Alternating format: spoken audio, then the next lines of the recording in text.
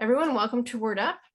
We of Word Up acknowledge that some of us are situated on the traditional land of the Anishinaabe and Huron-Wendat people. Word Up is dedicated to honoring Indigenous history and culture and are committed to moving forward in the spirit of reconciliation and respect with all First Nations, Métis, and Inuit people. We share in the heartbreak of all those impacted by the discovery of children in unmarked graves at residential schools, giving this acknowledgement deeper significance. So I ask that you mute yourselves until we open up for questions and hang in there for open mic, where you'll have an opportunity to share your own work at the end. So tonight we have a panel, Why the Romance Genre is Important. So romance is a genre predominantly written by and for women, where women's desires, experiences, and rich inner lives have been given a space of value. These books can be fun, smart, and savvy, and are increasingly inclusive, and for some, a guaranteed good time. In this writers panel, we talk to 3 romance writers who can tell us how reading romance means we're reading about adult women with adult women's concerns. So today, joining us are USA Today bestselling authors Molly O'Keefe and Jenny Holiday, and critically acclaimed author of romantic comedies for adults and young adults, Farah Heron. Farah, do you want to start us off with a brief introduction of yourself? Sure. Farah Heron, I live in Toronto, and I write rom-coms for adults and teenagers. So I have adult rom-coms about millennials and South Asian families and lots of food. And then my YA rom-coms are about teenage drama and less food because kids don't seem to care as much. Lots of social media. And I'm having a lot of fun writing in both places at the same time. And I live in, like I said, I'm from Toronto. I live here with my husband and my kids and my cats and my rabbit. I think that's it. Yeah, that's everybody.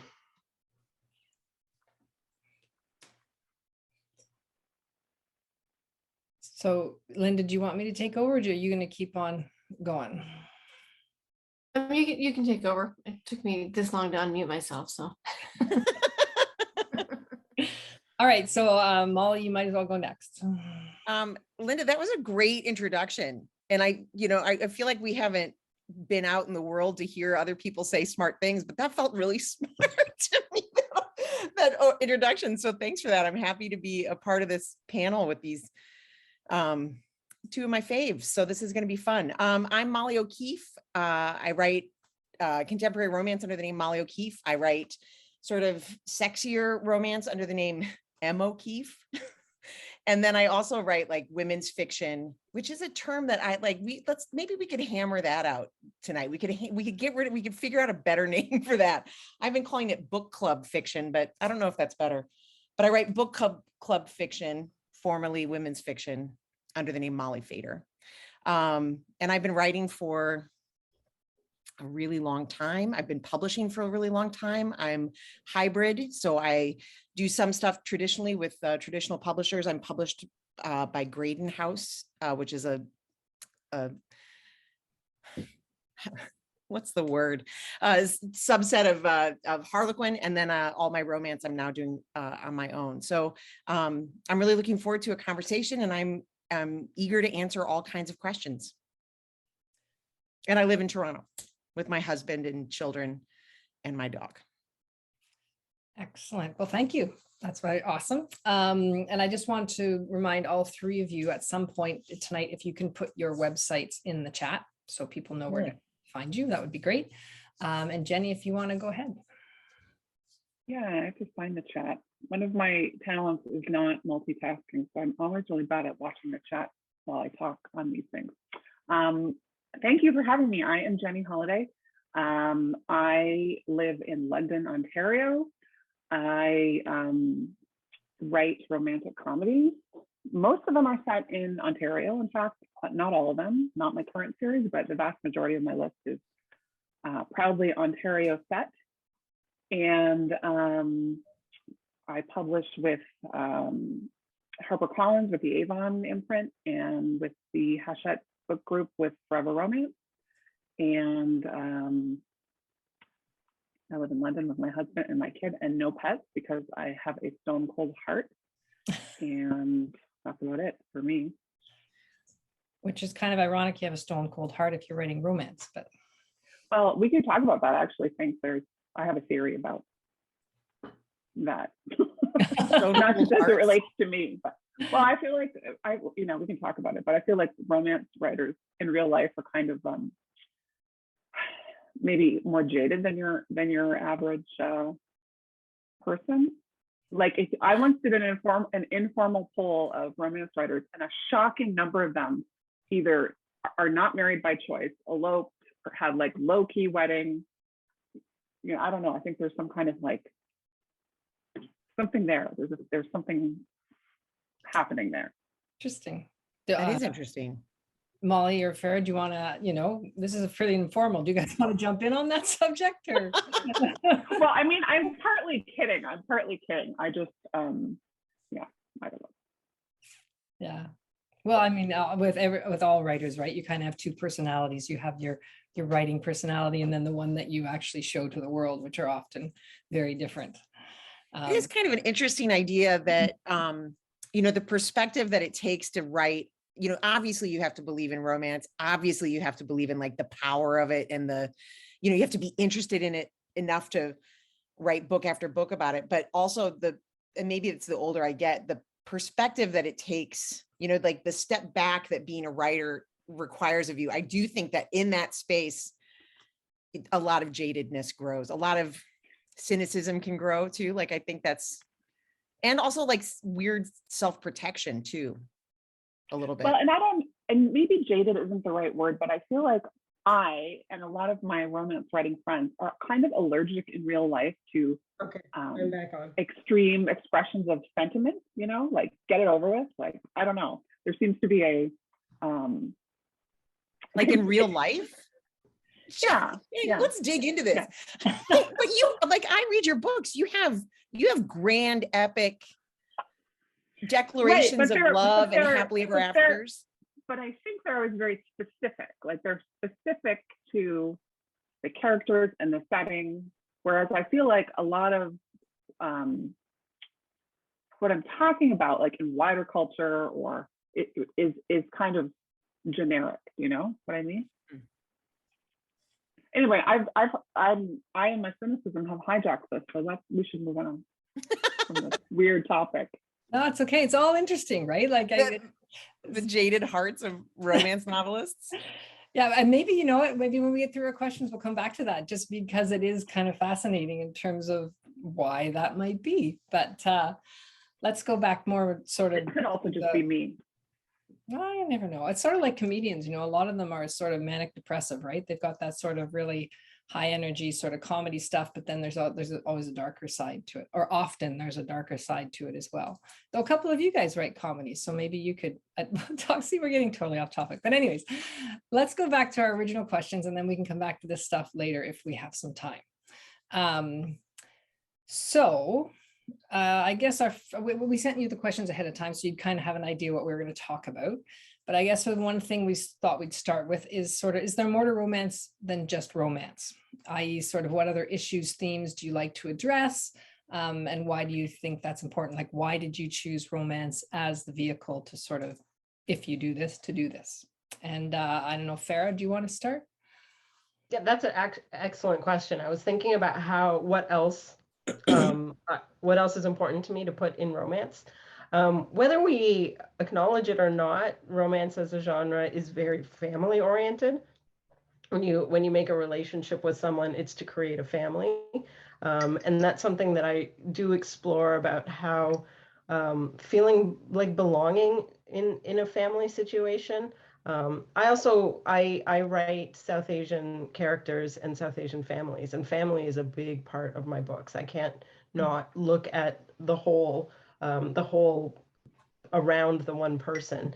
But I think that that's the story that you're telling. When you're telling a story about a relationship, you have to look at all the relationships. When you're digging deep into one person's emotions, you need to see how they are in all of their emotions, not just the romantic love, in how they connect to other people around the one person. And that'll give you a more well-rounded I mean, you'll connect with the character more. And I think I might be going off topic but that's something that's important to me to put in, is that kind of connectedness, how people can connect with each other. Yeah, no, that's perfect. And I just want to say, I didn't say it at the beginning that, I mean, I'll ask sort of people to speak, but if you have anything you want to say and you want to jump in, feel free to do that, because we are pretty casual here. So I don't know, Jenny, do you want to jump in? Yeah, it's interesting to hear Farah say that, because my answer to this intuitively, immediately, was actually friendship. And to step back a bit, I think that one of the great things about romance is no matter what you are interested in, either in terms of topics or themes, you can find your place within romance as a writer or as a reader. You know, if you're interested in, you know, any kind of sport, there's a romance about it. If you're interested in, you know, mysteries, you can find romantic mysteries, etc. But then you can also kind of find writers who do thematically what you're interested in. When I started my career, like, there was a lot of talk about branding. What's your brand? And I can remember talking to my agent and being kind of stressed out about it, thinking, I don't know, I don't have a brand. Like, what does that even mean? I guess I need a brand. Quick, help me think of a brand. And I think that evolves over time without you necessarily trying to do it. And I definitely think one of Farah's brands is family, and I think one of mine is friendship groups. So a lot of my books feature particularly female friendship groups that are kind of standing in for a family, sometimes overtly, like a found family kind of situation. And I don't know why that is. I guess it reflects my life, but so to me personally, friendship is the big theme that I address.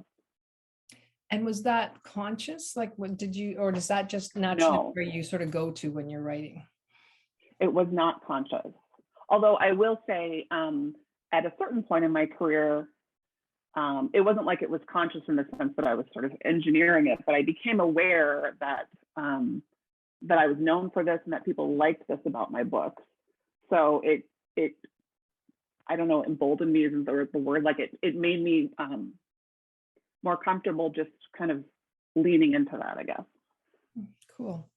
And that's funny about the brand conversation, because I feel like, I mean, every starting writer has that, what you like, and continue to have it. Like, I still think about it.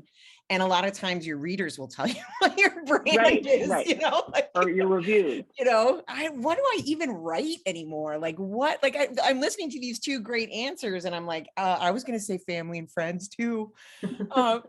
But I mean, I think that's kind of the crazy thing about romance is the giant carnival tent of it is that there is so much that romance can encompass, right? Like, there's so much. You can tell family stories, you can tell friendship stories, you can tell stories about you know, redemption and healing. You can tell, you know, feminist stories.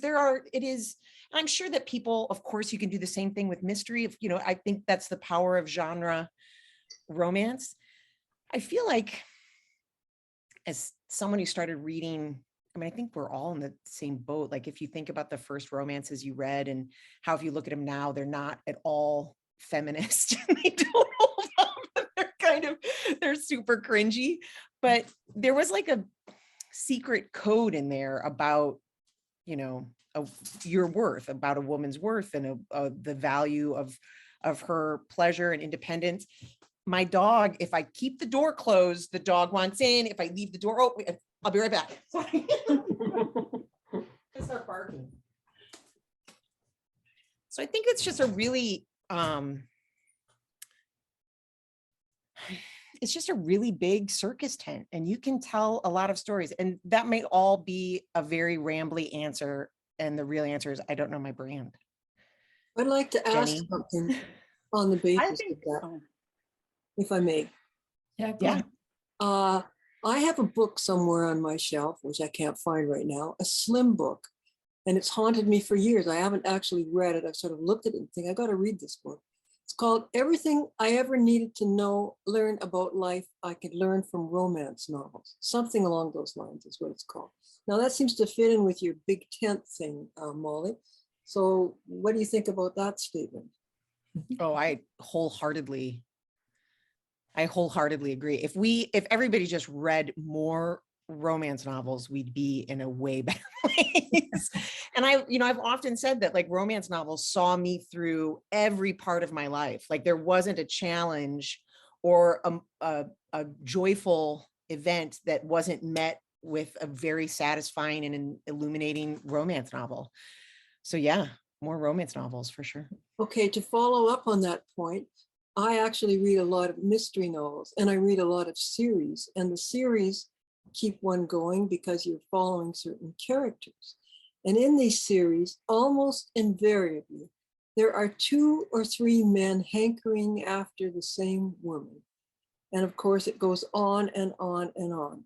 Now that's sort of romantic, I suppose, but I don't think that must have anything to do with romance novels. In romance novels, like some of the series you see on TV, there's this business of something goes dreadfully wrong, and then it looks like the whole thing is going to cave in, and then later there's some kind of resolution.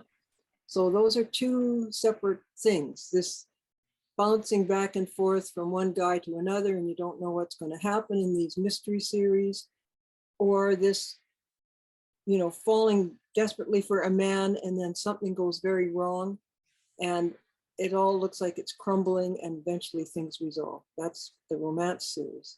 These 2 things I come across. Can anyone follow from that in terms of this hook that the mystery series often use versus? I have an answer there. I think with romance, the plot that you're reading about is 2 people or more falling in love, and that's it. When a romantic relationship is added to another, like a mystery or another genre thriller, then that can be a side plot. But a romance, as Molly said, it's a huge circus tent, and you can have anything. It can be about sports, it can be solving a mystery, it can be about werewolves, it can be about anything. But the main plot, the main focus of the story is traveling along with 2 or more people as they fall in love. And that's it. So we need to get to the end. And as for that dark moment where that thing goes wrong, this is kind of an interesting conversation, because it's something that a lot of romance readers have been bringing up, and writers, about, do we need that dark moment? Do we need that black moment in romance? Do we need the couple to break up? I'm an old school. I think it is needed, because what that challenge that the couple needs to overcome, it shows the reader that they have the ability to overcome things. If everything was always smooth for them for the entire course of the book, it might be a very stress-free read, but you're not going to buy the HEA at the end. You're not going to buy that they're going to be together and happy, because you have never seen them overcome anything. So it's a test. So everything is going really well, and then you test the relationship, and if they pass the test, then readers will be like, you know what, they got over that thing, they're going to be fine forever. So I think it's important, and I think that's why you don't necessarily see it when the romantic relationship is a subplot in a book, because that's not the main thing that you're reading the book for, as opposed to a romance. Well, romance seems to become like a football in some mystery stories, where you're juggling between 2 or 3 men, and you wonder who's going to win the next tournament. It doesn't seem like romance. Well, I think what you're hitting on is that, in romance, we often talk about conflict being either internal or external. So I think what you're seeing when you're reading books that have romances, but aren't romances, aren't genre romances, is you're seeing the romance almost like a chess game. Like, things are happening plot-wise, but you're not getting, as Farah said, the emotional story is not the point. So it almost feels like, I don't read mysteries, but I've read books like that, where now this is happening, and it seems kind of like a puppet show almost. But whereas in most romance novels, you're getting at least some emotional conflict, emotional story arcs. So that's why it feels different, I think. Oh, because you're actually inside the emotions of the characters as it relates to the romance. Okay, I think thank about you. that Janet Ivanovich series. I mean, I stopped. Yeah. But that, you know, Ranger, was it going to be Ranger or Yeah. the other guy? Clearly I was Team Ranger. I forgot the other guy's name. And the thing, I felt like the thing that always worked about that is that the love triangle in that, like both of those men gave her something, like illuminated some other part of her life, or gave her, you know, strength in a way that the other guy didn't, that she didn't have on her own, you know, like, so that, I mean, and, you know, Janet was a romance author before she hit it big with that. So I feel like that's the part that's missing. Like Jenny said, it's they just want the romance without any of the calories. Oh, that was terrible. What am I doing? It's metaphor. That's Romance without the calories. that actually is a very good. Oh, very like your cat. Yeah, he's decided he wants to be in the panel. That is actually a good segue into our sort of skip a question, but so how much do each of you stick within the traditional romance structure, and how much do you play with it? And anybody can jump in, whoever wants to go first. Go, Jenny. Well, I think that when we're talking about genre romance, the only structure that I feel is sacrosanct is the happily ever after. I think romantic stories can be written that do not end in a happily ever after, but you could not publish them and market them as a genre romance and survive that. You would be crucified by readers and reviewers. There's kind of people talk about like what's the word, the promise of a romance. So when you pick up a romance, you know that by the end you're gonna get a happily ever after. So for me, that's really it. I don't necessarily have a rule about there has to be some people write with beats, or they have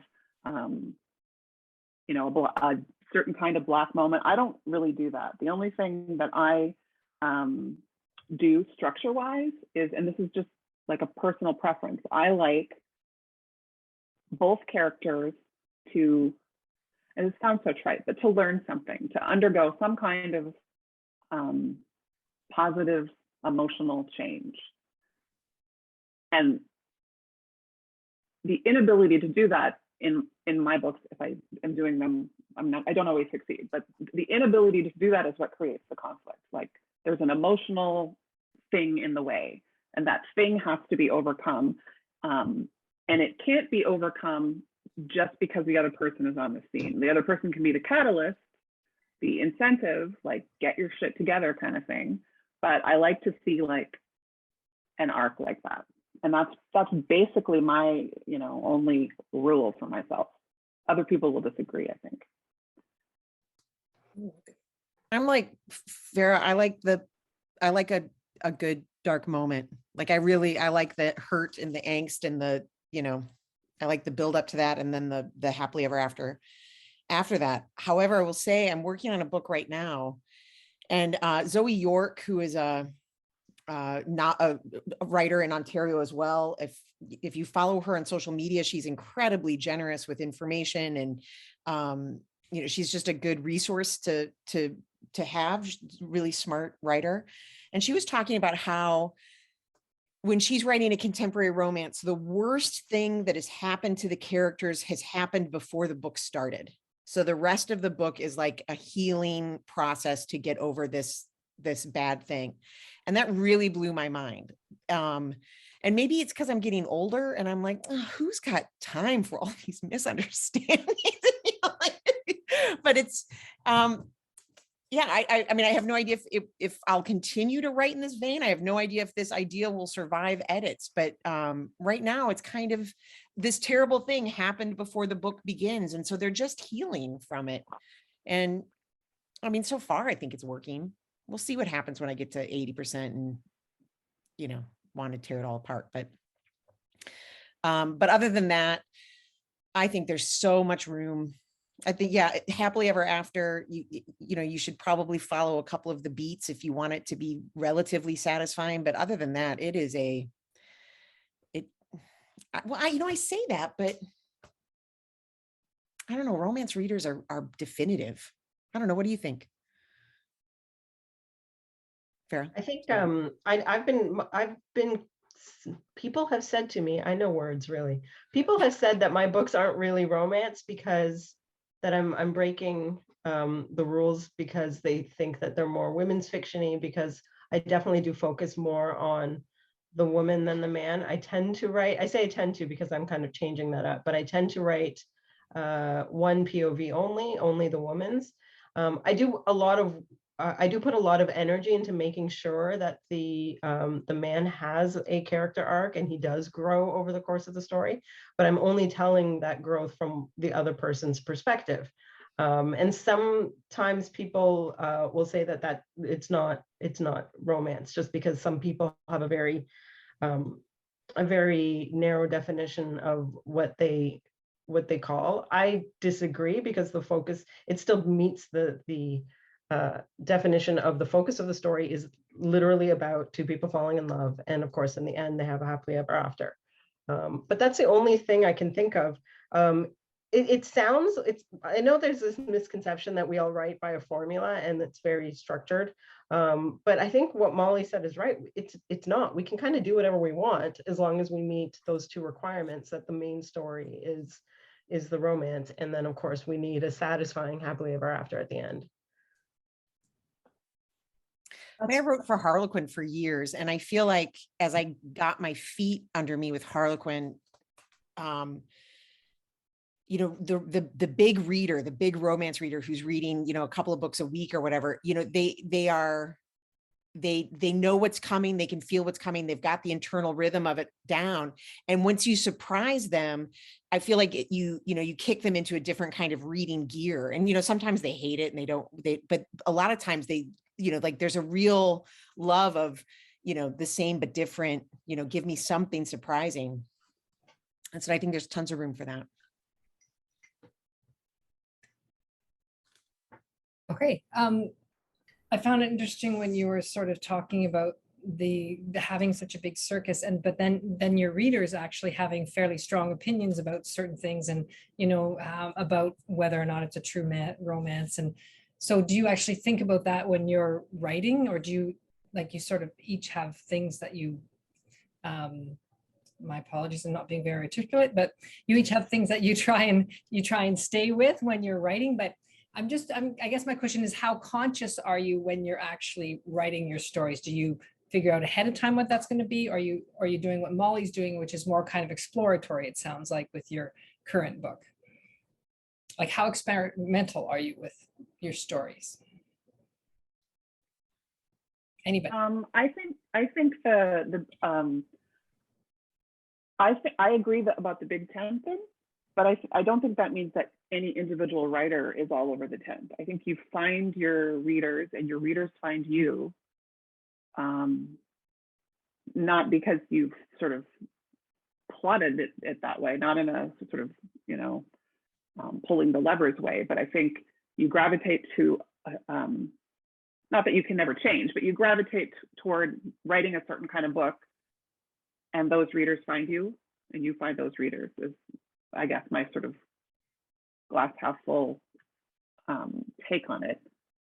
So I don't think that I necessarily say I'm going to write this kind of book, but I do, you know what I mean? I end up writing not the same book, but I return to themes, and I have, you know, my brand that I didn't do on purpose asserts itself over time.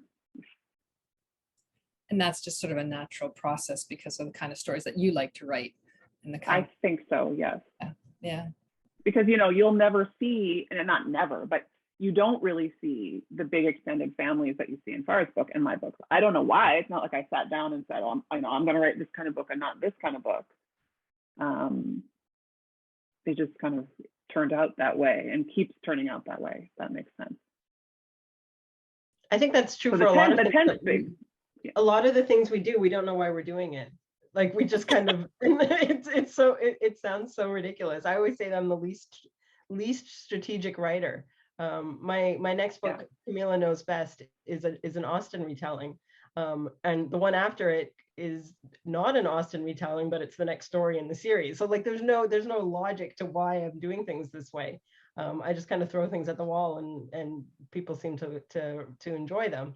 So I think for me personally, I'm not a planner, and I definitely try not to take readers' comments and reviews into account when I come up with a book, because then I'm not really writing my book anymore. Yeah. Well, and don't you think it's just kind of like real life? It's like personality. There's so many different kinds of people. And so, you know, there's different kinds of books that those people write. I don't know. Yeah. Yeah, totally. Diversity of writers too. Mhm. Yeah. I will say that it's been an interesting process going all in on contemporary romance, self-publishing it, because you get undiluted sales information. You know, it's fairly instant. You know, you get and I will preface this by saying I've been writing for a million years, self-publishing for, I don't know, time. We'll go with 4, like with real intention. And I will say that this year I've just finally been like, oh, you know something? Readers really like it when the hero grovels, not the heroine. So it's like, there are some things that I'm learning in terms of writing a more perhaps lucrative or successful contemporary romance that resonate more with readers. You know, like that's been a real, you know, it took all this time to be like, I got to stop writing these women who keep messing up so bad and have to apologize at the end, because romance readers of this, you know, of this type and style that I'm writing, you know, they like it when the hero grovels. So there's room for everything, and everything can make money, and everything can be successful. If you're going to get granular about it, there are things that romance readers want. You know, they like billionaires. Who doesn't? Do you think, though, and this is not like meant to be a challenging question, just a genuine question. Do you think that's true of romance readers, or do you think that's sort of somehow true of your readers who have found their way to you? Oh, that could be a good, yeah. Who I don't know. I don't know anything about the people who don't read me.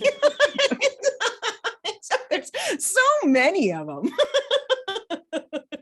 Yeah, that could be. I mean, just looking around and in conversations with other people, and you know, what people continue to write. This might be an indie versus a trad question, because like if you're traditionally published, writing to market just doesn't work. You have no idea what the market's going to be in a year and a half when that book comes out. While in indie, you can pay attention to trends and do something about them right away. But it is actually funny though, but sometimes you end up in traditional, you end up with a trend that you didn't know that you were always stepping into. Like I keep thinking about all of a sudden where there were so many contemporary rom-coms about witches that came out this year. Like, did all of those writers, when they started writing them 2 years ago, did they all do this together? Like, did they all like, let's do a trend in 2 years? Because we didn't have any for forever. And then all of a sudden there's a bunch. It's like, I was just talking to Sonali Dev, I'm name dropping, but I was just talking to her. Her and I both have an Emma retelling, a South Asian Emma retelling coming out this year. And then she told me of another one she heard of, and I have also heard of a YA Emma retelling. And like, none of us planned any of this. Sonali and I are friends, but we did not plan to come out with basically the same book in the same year. I do think the reader zeitgeist happens, right? Like, and it's also like it's controlled through publishing, right? Like there's like a couple of gatekeepers between, and like 2 years worth of time. But I mean, yeah, every once in a while that happens. Like remember a few years ago, or a few years, 10 now, 15, when everything was vampires. Yeah. It's like, wow, so many vampires. But it is remarkable. Did any of that answer the question? Doesn't matter. You guys are great. I don't even have to do anything with you guys. You guys just talk and I just sit here. It's great. I thought it was interesting, your comment about the self-publishing, about how you know so much more about your readers when you're self-publishing was very interesting, because as Farah was saying, it's your sort of feedback is much more immediate and you can be much more responsive. And I think that's true in, you know, a lot of stuff with self-publishing in terms of sales and who's buying your book and stuff like that. So it's interesting that you were mentioning that. And that kind of brings me to our next question, and that's sort of, how has the romance industry changed over the course of your career? And anybody can start. Jenny, do you want to start on that? Yeah, unlike most people, I didn't come to romance as a reader until late. I was in my 30s when I read my first romance novel. So, and all these lovely stories that people have about taking, stealing their mother's romance novels is not my story. So I am kind of like a latecomer in all ways to the genre. So I don't have personally a huge historic perspective. But from my little vantage point, how has it changed? I think one, there's the constant, like we were just talking about. I don't want to call them trends, but there are these there are trends, I guess. When I first signed with my agent, it was for historical romance, and historic romance wasn't selling at that time, traditionally anyway. I think I was still on the tail end of the vampires. Everybody wanted vampires. So you see trends, you see little changes. In terms of large scale change, I see more diversity and inclusion in romance. I see that sort of painstakingly inching forward. I see a trend toward, I want to call it like the women's fictionification of romance, but maybe that's not right. Kind of a packaging, I would say, of romance. This is in the traditional side of things for readers who don't think of themselves as romance readers, for better or worse. I don't know what that sort of does for us. So I guess those are some of the bigger things that I have seen. I feel like recently, like the women's fictionification, it's kind of what it feels like to me is the packaging and in many cases the product inside the packaging. And maybe I'm wrong. I could be just wrong, but I feel like I'm not wrong. Like the books are bigger in scope in a way than they were when I was starting romance. Like, I mean, like you think about Susan Elizabeth Phillips or Jenny Cruzy, and those were big, big books, but they were very internal. And I'm not saying that the books out right now are not, dealing with emotions and internal things, but they're kind of cinematic. Like everything is being packaged. And I feel like writers are unleashing something that's like, let's do this, Netflix. Like there just feels like something big behind what's happening now in trad. And that could be wrong. I'm talking about it only as a reader. What, am I wrong? What do you think? No, I think you're right. But I think in parallel to this, the old kind of book is still out there, but it's like, I think about books like Beach Read or Evie Drake Starts Over. I think of as pretty like traditional contemporary romance, but they're packaged, and part of it I think is the move from mass market paperback to trade paperback, and the move from photorealistic covers to illustrated covers. But like, to me, this all seems like it's part of a deliberate repackaging of romance. Yeah, no, you're right. Yeah, that it's bigger. It's like romance in a ball gown, or it's like romance in a costume. Right.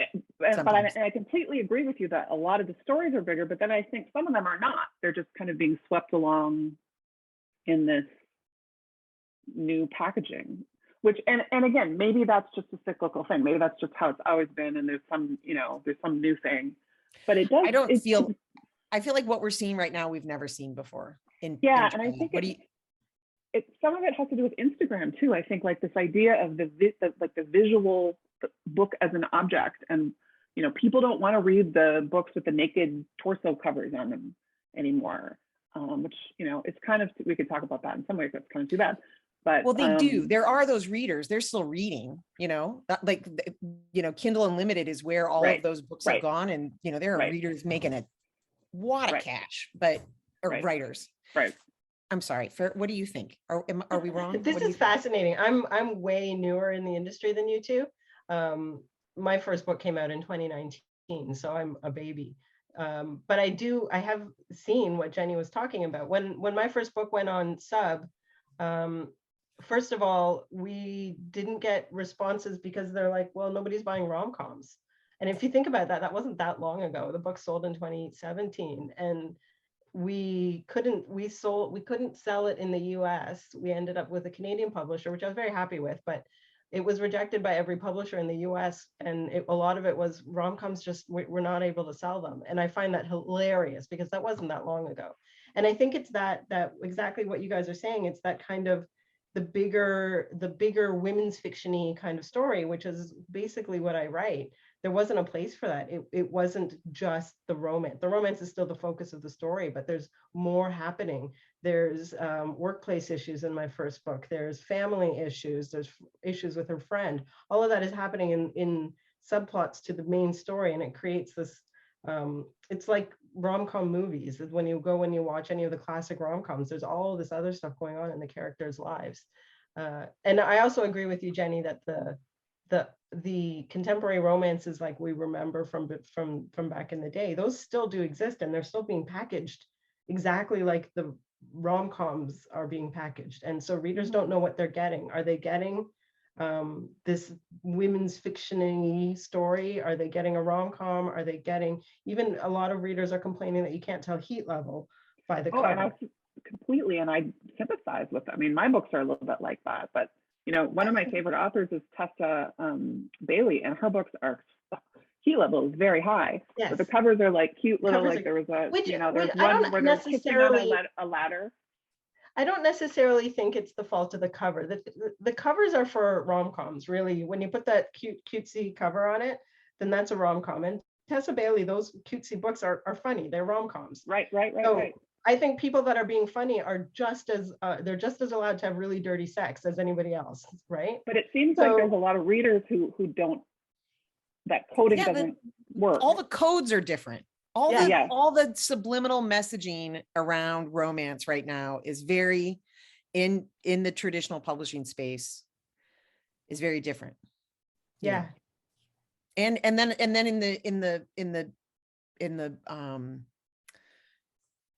in the self-publishing space, in the self-publishing space, it's like the writers that write dark or erotic, it's just getting darker and darker and darker and darker. So on this one side, you have everything getting a cartoon cover and everything being packaged as a rom-com. And on this other side, it is just assassins and non-consensual rape. And I'm thinking that dark stuff is going to start seeping into traditional a lot more now. Like Katie Roberts' new series is all traditional. It's not indie, which will be interesting to see, because it'll be like you walk into the romances section and there'll be like these huge brightly colored thing, and then mafia or monster romance is a new thing. It's funny to think our job as the writers it's a challenging job. It's a really challenging job. The job of the cover designers in traditional publishing houses right now, no way. I don't even know how you would have the conversation, right? We have started the cover. I have a book that's coming out in December. It's women's fiction, dual timeline, the book club sort of thing. And my agent, who's an older woman, was like, it's 1950s or 1960s. It goes into Vietnam War. They're two nurses. And she's like, this is easy. Two nurses walking away. Like that like we see it everywhere. Let's do it. And there's a beach. Let's do that. And I was like, no, there's got to be something younger and modern. The timeline of right now has this movie star and this mystery. Like there's got to be something sexy about it. And so like taking those two viewpoints into a room to figure out a cover is hard. What are you signaling to the reader? What's going to sell? What is Book Talk going to love? Yeah. And like what I mean, I do think that with a lot of, especially with contemporary books, it's how is it going to look for the bookstagrammers more than the content of the book, whether it signals anything to the reader. There are readers out there that are just so frustrated with traditional publishers saying they're not even trying to signal heat level or whether it's angsty or lighthearted, or they're not signaling anything anymore. No. Well, and I've heard people cynically saying that romance covers in traditional publishing are designed for 5 people: the Walmart romance buyer, the Target romance buyer, the Barnes and Noble romance buyer, you know, the whatever, the Baker and Taylor. But I mean, if that's the case, then like I know that my sales in Target were higher than any other thing. So if that's who they're targeting, that's funny, targeting. It's working. Then why is that a problem? Because I mean, well, I don't think it's a problem. Yeah. I don't think it is a problem necessarily, but I can sympathize with readers who are trying to find what they want, I guess. Yeah. I think the other giant disruptive force right now is TikTok. Like the book talk. I haven't been anywhere for 2 years, but if friends were showing pictures of Target, they're in Targets all across the United States. There's a book talk shelf, and it's, you know, all the same books you see, but like that's now an established thing, and those shelves are picked clean by new. And that is, it's quite unfortunate. There's a bigger conversation that's been happening on TikTok for a long time about how their algorithms favor white creators versus creators of color.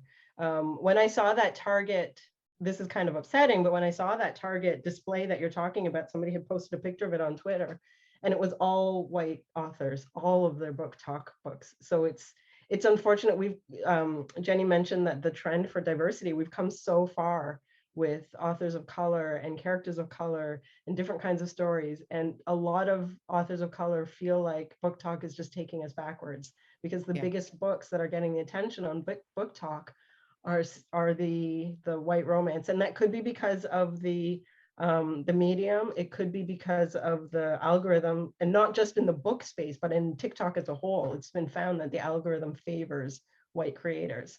So it's unfortunate, this book talk thing, and I'm disappointed to see publishers get behind it when the inequality is there. It's not something that's seen in, like, Instagram is very diverse. If you look at Bookstagram, you'd see a lot more diversity than the book talk.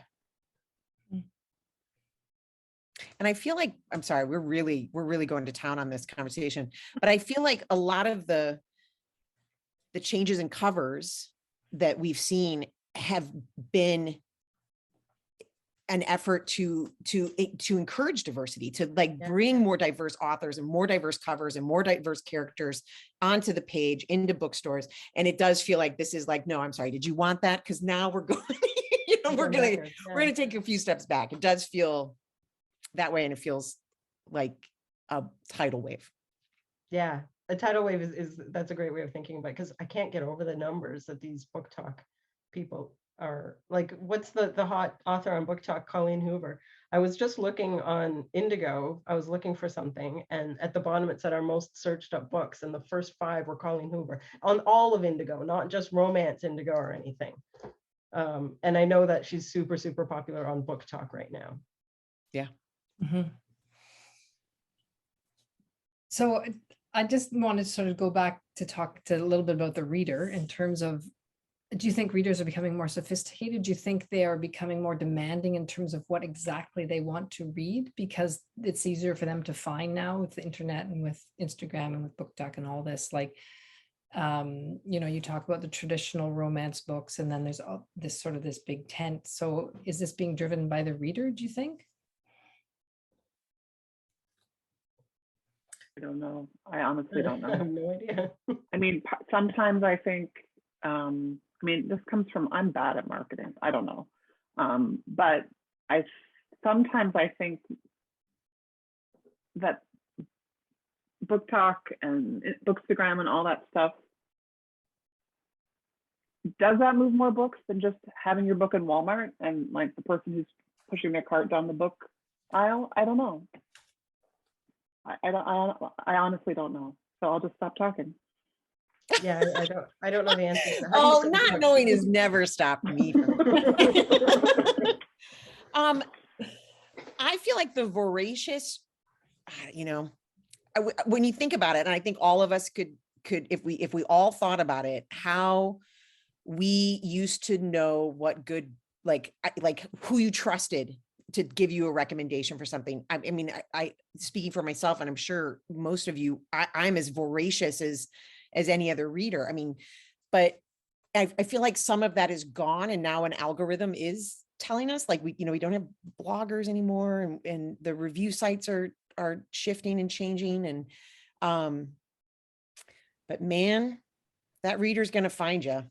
They will find you. I mean, it can feel like they won't sometimes. It can really feel like you're getting drowned out. But if you just stay in it, they find you. Well, that is, I mean, that's great sort of advice, but also is a great segue into our next sort of question. And I guess that was, how do you stay fresh and relevant in a crowded market? Or how do you, break through the noise? Tough question, but does anybody have thoughts? I'm not very strategic, so I have no idea. I Yeah, have me no neither. idea how to do that. I mean, this is why I do have some indie titles, but this is why I personally, I'm just speaking for me, gravitate toward traditional publishing. Is I don't know the answer to that, and I know that trying to educate myself on that topic is a road for me to extreme frustration. So my cop-out answer is that I just kind of like do what I do, and am almost pathologically persistent, I'm calling bullshit on that, Jenny. Why? Same with you. The two of you, I mean, you keep showing up, right? And you're humble in front of the process. You are humble in front of editorial notes. You strive to improve each book, right? But that's about the work. Like, that's the work. That's fine. I can do that. But I can't find readers. I can, other than just keep publishing books. Maybe showing up and doing the work and trusting our teams, trusting our editors and our marketers and all that is how we keep ourselves fresh. We just outsource it to somebody else to keep us fresh. But I also think you're humble. I mean, just in the way that we've talked, and I know you, but also the way that the industry is difficult and can grind you down. All of those conversations, like that fight between humility and like knowing value and worth, and knowing that you have an opinion of that matters. I mean, I think those two things war in us a lot as women writers, as cogs in a giant machine. But I think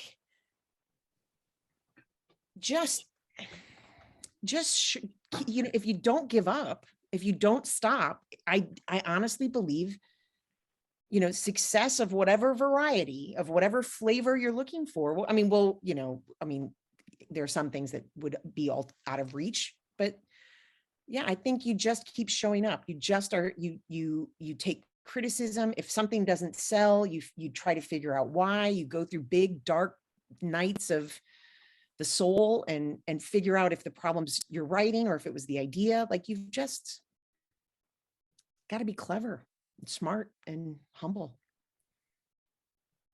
And then take breaks. You can't grind yourself into dust. You got to take breaks. I don't know. That's my answer. I'm seeing a lot of people rewarded for great work right now. You know what I mean? Like success and beautiful covers and new readers. And that's, readers or authors I've known for a long time. And I think maybe that's just hopeful. Well, and also maybe, there's a lot more people reading now too. That's one, sort of silver lining of the pandemic, is that people have been reading more, and, the whole publishing industry that's supposed to be dying has sort of had a bit of a resurgence. So, that's also another thing as well, that there's more people out there looking for books too. So if you keep on putting stuff out there, hopefully they will, make it. And they're reading romance. Maybe going back to Jenny's point that it's being marketed to non-romance readers. We're getting new readers to the genre so much, which is fabulous. I'm I agree that it's unfortunate for the older, the established readers that aren't finding what they're looking for anymore, but new readers are loving it.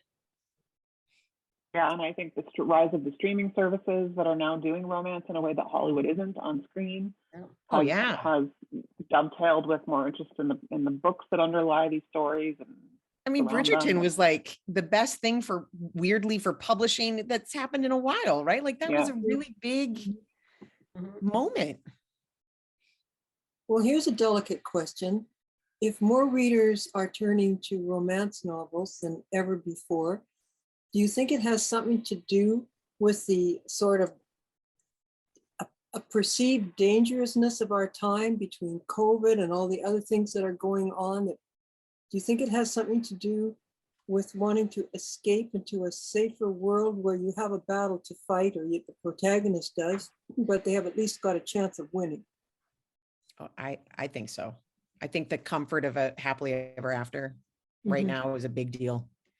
Yeah, I think so too. Like, I don't know about everybody else, but I'm sorry, I'm talking so much.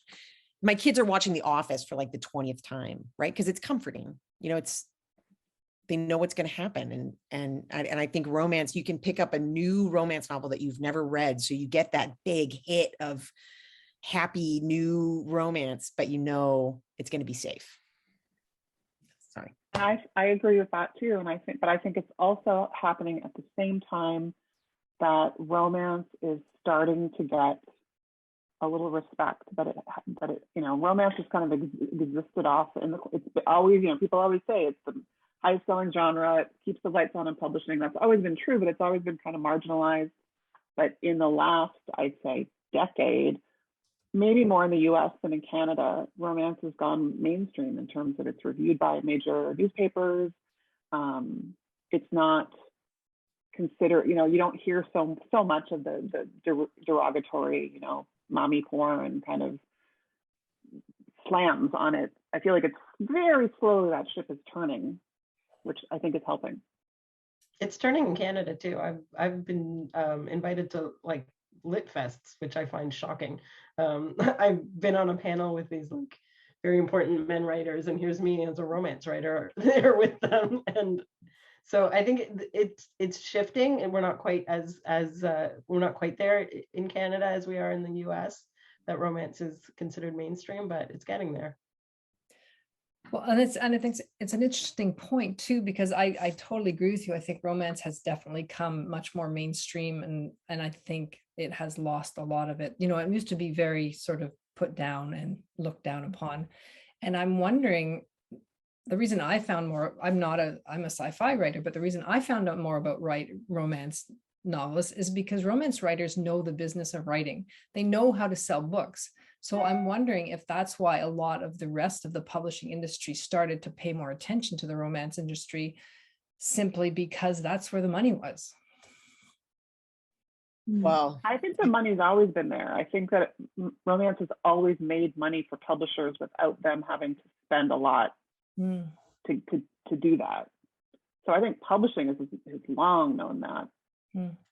I feel like this is just I don't have any data. This is just a sense that it's sort of just kind of operated as the moneymaker very quietly for a lot of publishers without a lot of prestige attached to it. I don't know. Yeah. But I think, having women creators and producers and showrunners at, at all these streaming services, snapping up these titles. I mean, again, I don't have any data. That's not going to stop us. But, it feels like that's a big threshold too. Like that's a thing that had to happen for this tide to turn, is to have women in power over there on that side of things. Yeah, I think an interesting topic would be, why are some people readers and some people not? Some people would like to just listen to audiobooks. Some people want to do the TV and the movie and all the Netflix and so forth kind of thing. They need those elements of the senses. For me, I read because I can read at my own pace, sometimes fast, sometimes slow. I can create my own pictures in my head. I can control the environment. And that seems to be important to me personally. And I think to a lot of people who prefer to read and find it more peaceful and rich and satisfying a lot of times than the visual image. So I can speak to the audiobook part. This is Teresa. okay. And I read contracts for a living all day long, and my eyes are just tired at the end of the day. So Audible is my friend for sure. It's the one that I've tuned into. I'm sure there's other ones like Kindle. But you know, if you've got books on Audible, I've got credits to spend, is what I'm saying. Yeah. So I definitely would go for it, you know, in a pinch, because I would love to learn how to write, you know, romance, because I think that romance is part of every genre. There's very few that it skips. Even horror has an element of romance in it because they want you to get invested in the character. So I feel like, you know, at the end of the day, this is of value to me to listen to your opinions, and I'll step off again. Yeah, and I think every person likes to hear stories in different ways, right? But I do have one more question that I want to get to before we open it up to more questions from the group. But talking about romance, why do you all write romance? It's a very simple question. What drew you to that genre? Why is that where you ended up? I have an answer for that. Okay. I'm relatively new to reading, relatively. I read romances when I was a teenager, and then I didn't until I was in my 30s, and then came back to the genre. But I did read a lot in between. I've always been a big reader, and I've always been drawn to character-driven stories, not so much plot-driven stories. I've always wanted a good character arc. I wanted to really understand and get deep into characters' emotions and things like that. And once I started reading romance again, there is no genre that is more character driven than romance. The plot is literally about something that happens within the character, not an external thing, but the emotions inside the two people falling in love. So for me, it made sense for me. I mean, I love romance. I love the feeling. I could go on and on about like the way your brain chemistry changes when you fall in love, and that endorphin rush when you fall in love, you get it when you're reading about it too, and that's why romances are so addictive. So I love that, and I love being able to create that, but I also really, really love to get deep into characters. And I mean, I'm not going to say that I'll never write anything that's not romance. I am kind of thinking about dipping my toes into other genres, but I will probably continue with very character driven stories, just because that's really what I like. I've always liked the way that like I mean, and I started reading romance probably too young, and I started, I mean, like when I started writing, I was young, and all I wanted in this world was to write romance novels and be published as a romance novelist. I just liked the way there were, I saw my feelings, right? Like I read about my feelings, whether it was falling in love, whether it was heartache, whether it was, you know, mom, daughter, you know, like whatever it was, there was, romance has always met me emotionally where I'm at. And that's comforting and it's exciting. And that endorphin, you know, rush is no joke. It's no joke when you can't put the book down at 2 o'clock in the morning. Like, tell me that's not the best thing in the world. And I like the idea of putting that out in the world. I like the idea of providing it for readers because it's, you know, been provided to me. Yeah, it's, emotions are so important, and talking about them and words for them and knowing what they are. And I feel like romance gives you that in a way that a lot of other genres don't.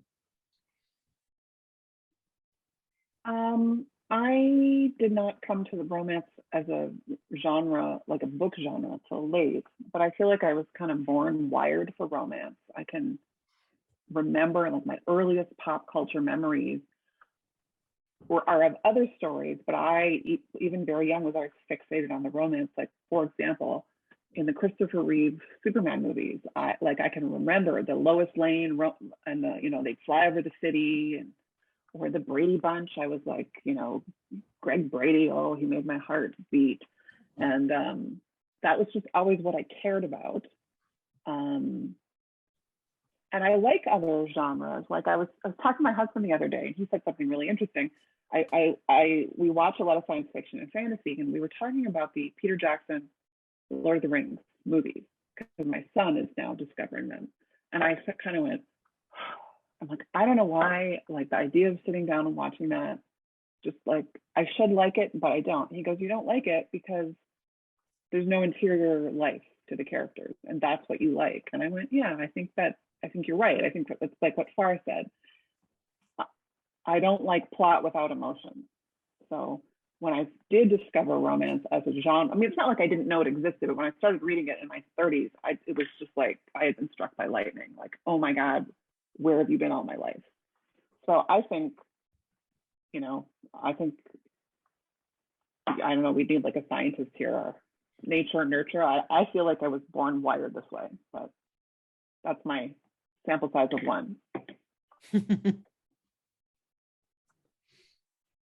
Yeah, well, it makes sense though. I mean, if you're obviously that strongly drawn to it and that's where you ended up, it does make a kind of sense. And I do think, if I could just add one thing, I think Teresa was right. I agree with her in the sense that there is romance everywhere. And I think, you know, there is like whether people want to acknowledge it or not, there's a very human, you know, like when you're on your deathbed, it's not, what are you going to care about? You're going to care about the people that you loved and the love that you had in your life. Yeah, I feel like we're my big speech. a really good golden age of female creators, like female creators creating. Women have been writing romance forever, but you know, the stuff we're seeing on television, you know, the boom in books that we're seeing right now, and the boom that we're seeing in books about women, like written by women and about women. Like, it just feels like we're heading into something kind of cool. I hope. I mean, fingers crossed that tidal wave, right, doesn't wipe it all out, but it does feel cool. Well, one thing that I find really exciting is the fact that there's a lot more female directors and female producers. And so there's sort of females in the whole sort of storytelling spectrum, which is really exciting, actually. So we can open up to our guests or our participants. If anybody wants to ask a question, just jump in. You can either put it in the chat or you can just unmute your mic, whatever you want to do. And if we don't have any questions, we can always go back to the topic we were talking about at the beginning about whether romance writers are all cynics. Oh, I don't know. I'm not saying this right. I just feel like, I mean, obviously I'm not a cynic because I'm here like opining about, you know, the love that you've had in your life when you're passing out of this world. I don't know. It's not even a major point. So many romance writers that I know have don't want the big wedding, didn't have it, eloped, I eloped, you know, I don't know. I just think it's funny that there's this disconnect. I had an interview I had to do today, actually, and it was asking me about my best Valentine's Day gift and what was my most memorable Valentine's Day. And I'm like, I'm a romance, and I think I immediately thought of you, Jenny, because I know you and I have talked about this before, that romance writers, I've never heard a romance writer say, oh, it was the most romantic Valentine's Day ever. We're not romantic in our lives, maybe because we're surrounded by it in our work, or I also don't, it feels contrived. It feels like Valentine's, if I came home on Valentine's Day and my husband had like rose petals everywhere, and like it doesn't feel like an actual in-depth real romantic gesture, the kind of stuff that we want to write when we do it on this scheduled day that's on the calendar. Yeah, I completely agree. Like when my husband made that observation about like me and my taste and why I didn't like the Lord of the Rings movies, I just kind of went, wow, you really get me, don't you? I did get kind of like, I mean, I had some insight into myself, but I also was like, he has been paying attention all these years. Like that was romantic to me. Well, I do think the weird part about it is that we're highly our taste buds are highly refined, right? About what is romantic and what isn't romantic. And I mean, having written romances, the I see you, like, you know, that your husband saw you, that's top shelf romance right there. That he knew that's why you didn't like that movie.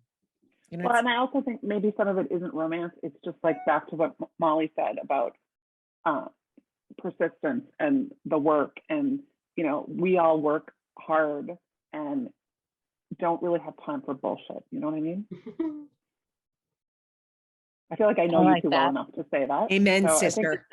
yeah. Yeah, we don't have time for this. Yeah. Yeah, I have to clean up rose petals. I don't know if I don't get some GD flowers on Valentine's Day. I mean, it can be as cheesy as you want, and he has to do it because it's Valentine's Day, but flowers are nice to have. I wish I still lived in your neighborhood. I would like covertly show up and sprinkle rose petals on your doorstep. I don't want, because I'd have to clean that up. I don't want that. I'm wondering if romance, if part of the appeal of romance, following what you said, Jenny, has to do with being able to see yourself in the eye of the other, that person somehow becomes like a mirror reflecting you back to yourself. And if we're afraid to say that because it sounds kind of egocentric, but if there isn't some truth in that, that we only exist outside ourselves ephemerally, and having somebody cast ourselves back to ourselves has definitely gives you a sense of closeness, of connection. I think that a good Valentine effort and presence, those two things are required. If you don't put in any effort, it feels vacuous completely. I don't know. I'm just thinking what my husband bought me every time a child was born. For one book, he bought me a book of, for one, he bought me a book of Eskimo prints. For another one, he bought me a watch. That's sweet. Not really. I mean, it's certainly not romantic, but It was practical. they're practical. I don't think I got a gift. The Eskimo prints, that really got to me. They're lovely, but still, it seemed a little bit off the wall.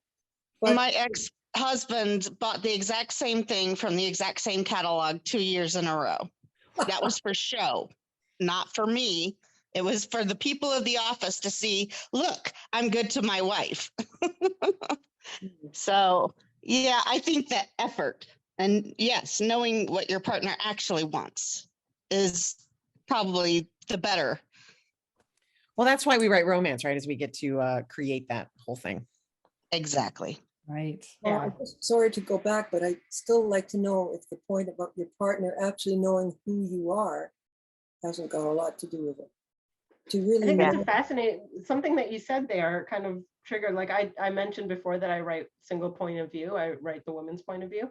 But I think that's really interesting because when we're falling in love with someone, all we know is what is filtered through ourselves. If you're writing dual point of view, you're giving a reader a chance to see into the other person's brain. And obviously that's something we can actually do. And I think that's a big draw to be able, for readers who are going to identify with for example, if a reader really identifies with the woman character, the female character, then they're getting a chance to see inside the person's brain who's falling in love with her right now, which is not something we can actually do in real life. So that's a really interesting point. Makes me kind of want to write that 2 point of views. We'll get back. Yeah, that's very interesting. And I think you're right. I mean, as Farah said this before, that like at its core, romance is about romance genres, like romance books are about belonging, right? Like a journey toward belonging. And I think that is very much tied up in being seen for who you are and accepted for who you are and loved for who you are. And, you know, that's a tricky thing for a lot of people in real life. And maybe that explains part of the appeal of the genre. Like one of the things I don't think we talked about is, and one of the reasons I feel really strongly about romance is that, you know, it shows you that you deserve not just romantic love, but you deserve belonging and whatever, you know, friendship, acceptance, all that stuff. Like that everybody doesn't get that, but everybody deserves it. Yeah, that's the sort of democratic Yeah. nature of romance, right? Yeah, that's an excellent point. That's especially when you're writing, I hate the term, but an unlikable character. Yeah. Yeah, somebody who traditionally in media would not be allowed that not be allowed to have the happily ever after, and then we give it to them. They tend to be narcissistic, don't they? The likable, non-likable characters. Yeah, the unlikable. Oh, I mean, think there's people are not. I think readers will find people unlikable for the silliest reasons sometimes. I tend to like to write characters that are strong personality, a lot bolder than I personally am. So I do get that a lot, that the reader, that they couldn't connect with the character at first, or they didn't like the character at first, and then they grew on them. But one of the reasons why I write that, like with my first book, with Tri Factor, the character was very angry. And one of the reasons I wanted to write her like that is because her anger was justified, but that anger also didn't prevent her from being allowed to have a happily ever after. She's entitled to it just like everybody else. Right. I could see that.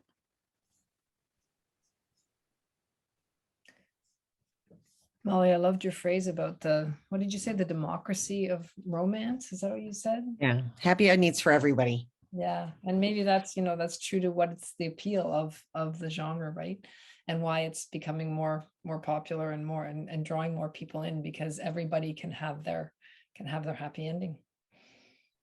It is a real the genre has always been, and I think will probably always be, an absolute crossroads for what's happening, and a reflection of what's happening, and a crossroads of what people expect and want of women, and what women expect and want for themselves, and that tension between the patriarchy and smashing the patriarchy. Like, it's just, it lives in, there's just so much there that romance handles in the background, right? In the subconscious almost. Well, and that's a question for you, especially for you who's been doing it for so long. Have your characters become more, well, not modern, it's not the word I'm looking for, but more agency? Or have they always had agency? Well, I've written a couple of real characters who start off without agency, and part of their growth is getting agency. I want to, and maybe I'm wrong, but I want to say that I've always been of the flavor of they the plan is agency, right? The plan is women in control. I'm trying not to write doormats. I'm trying not, I probably missed that a few times, but that's always the goal. Oh, yeah, there's a couple that I totally missed. I was giving it a shot.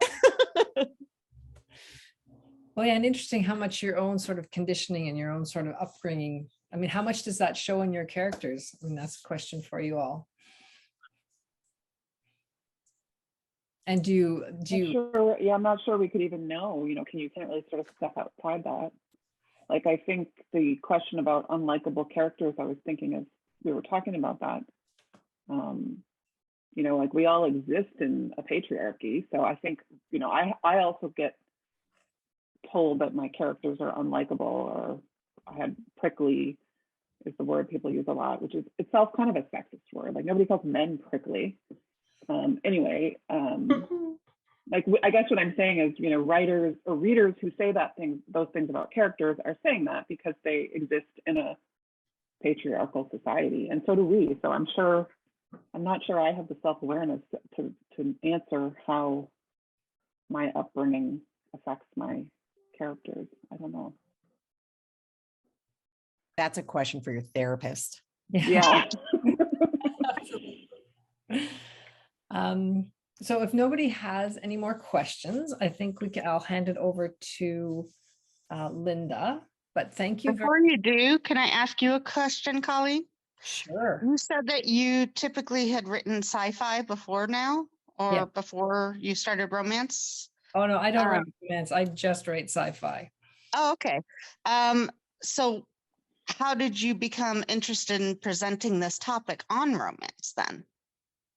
Well, to be honest, I love almost every kind of writing except for horror. I have to confess about horror. And I mean, Linda and I are organizers of Word Up, and we really like to explore all the different kinds of writing and just talk about writing of every different kind, because I've been to a couple romance conferences. That's where I met Molly initially, and they're amazing. I always learn so much from them, and I really believe in just learning from different genres, and it's all part of the same sort of soup. Okay. Thank you for that. Yeah, no problem. Yep, and Word Up is an all genres group, so we want to make sure that we're Yeah. providing something for all genres, including romance. Sorry, Right. Molly, you gonna say something? I have to bow out. I'm so sorry. I have a thing at 8:30, but I wanted to thank all of you guys. And that was, I mean, that was fab. That was so fun. Farah, Jenny, thanks for hanging. Like, that was great. That was absolutely lovely. And thank you for inviting me. And I'm sorry that I have to, but I do. Thank you for Bye, coming. guys. After, Bye, Molly. after Molly goes, Talk to you later. After See you later. after she goes, I'm going to tell the story of how she was my idol and I like accosted her on the street once before she knew me. Tell the story about how we went to Bon Jovi. Okay, I do have to go. Okay, Oh, goodbye. yeah, that's See true. you there. No, I just think so highly of Molly. Molly's great. Yeah. She was like one of my idols when I was unpublished, and she's Yeah, just wonderful. Yeah, she just I lights mean, up. as are you, Farah, but because Molly's Thank not you. here, I'm just giving a little speech about how great she is. That's great. Well, she can rewatch this later. That's true. You're recording. That's No, I right. did accost her on the street once, but not in a scary way. Just in a, oh my God, Molly, okay, I love you. And she was probably great. She was probably, totally responded to that, because that's just the way she Yeah, is. and it was in a city where there was a romance conference happening, so it wasn't Oh, okay. completely Cool. completely random. But Right. Okay, Linda, do you want to, but before we go, thank you, Jenny and Farah, for an amazing conversation. I usually have to intervene more, but you guys were just chatting away. So it was very nice to have a nice, an easy night. And it was a great conversation. I think covered a lot of good topics, and I think we could have covered many more, but thank you. Yeah, you for thank you. It having was, me. sorry, go ahead. I was going to say thanks for having me. Yeah, it was a lot of fun. Thank you for having us. Absolutely. Yeah, there was a lot of good takeaways for me, and I'm more a sci-fi writer as well, and I probably couldn't write romance to save my life, but we learn a lot from each other just talking as writers. Like the whole branding conversation was interesting for me, and the learning a little bit about your process. So thank you guys very much. Is there anyone here who wants to read for open mic? You guys can either put your hand up or unmute yourself and let us know if you've got anything to read. Our panelists are also welcome to read something during open mic as well. I'm not seeing, Marilyn, did you have anything? She seems to have disappeared. Might be a short mic tonight. Yeah, did our panelists want to read anything for open mic? Not obligated, so. What do people read, like things that they're working on usually? They can, yeah. You get about 5 minutes. You can read, a scene from one of your books, or you can read something you're working on, or yeah. I think I'm gonna hopefully gracefully pass on it. Okay, no, that's fine. No pressure. There's no pressure. Yeah, there is no pressure. And some nights we just don't have them. I know it's a little different when we're doing these things online, so that's fine. But what we do have is we have a boatload of news. So we have a few things coming up in February. The Barrie Library is hosting an annual event called Write On. So in February, which Word Up is happy to take part in. So Sunday, February 13th at 11 a.m., we're hosting Storytelling Masterclass for writers. So actor, writer, director, acting coach, and storyteller Scott Hurst, who believes the words of Charles Lawton, who once said, "To become a good storyteller, you simply tell stories you love to people you love." So he's going to teach us how to perform our work. So most of us who like to sit at home and be introverts, this is a good opportunity to kind of learn about, how to express yourself through your work. And then, of course, on Wednesday, February 16th, don't miss our keynote, who happens to be Colleen Winter. She's got a workshop on navigating the highs and lows of a writing career, what to do when things go wrong. So I'm looking forward to that, actually. And then on February 17th, uncover tips for finding a book designer or illustrator, and I'll be on that panel. So those links are on our Facebook page, and they are on our website. And then in March, we're having a writers and research panel. We have George Eliot Clark confirmed. He's the 4th Poet Laureate of Toronto and the 7th Parliamentary Canadian Poet Laureate, who will be joining us. And Colleen, do we have any other confirmations for our writers panel? Yeah, we have the research panel. We have Clint Lovell. He's a local historian guy who's going to come in and talk about doing research. Oh, that's great. Great. And then we've got a workshop. We're going to be announcing the details for that soon, but save the date, March 30th, 6 to 9 p.m. I believe is that a Tuesday? I don't remember. I think so. So those details will be coming up soon. So just as a closing, please sign up for our newsletter at wordupbarrie.com. Thanks to Rhubarb Media for hosting, and Check Energy for hosting our Zoom, and the City of Barrie and Experience Simcoe for their support. And to our panelists, thank you guys.